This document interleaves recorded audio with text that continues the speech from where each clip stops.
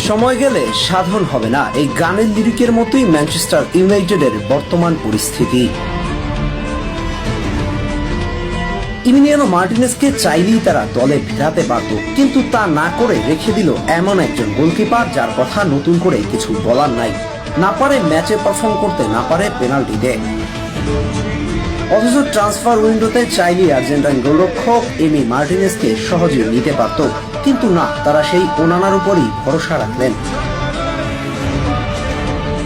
Onana অবশ্য ভরসার প্রতিদানও দিয়েছে, সেটা ম্যাচ জিতিয়ে নয়, বরং লজ্জাজনক হারের মধ্যে দিয়ে।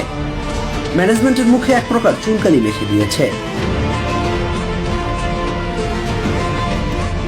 লিগ 2 এর ক্লাব গ্রিমসবি টাউনের কাছে হেরে গেছে, কারণ তাদের গোলবারের নিচে ছিল ওনানার মতো একজন গোলরক্ষক। ম্যাচে 2-2 গোলে ড্র হওয়ার পর খেলা গড়ানো পেনাল্টিতে। শেষ পর্যন্ত 11-12 পেনাল্টি নিয়ে ম্যাচটা জিতে নিল গ্রিমসবি টাউন।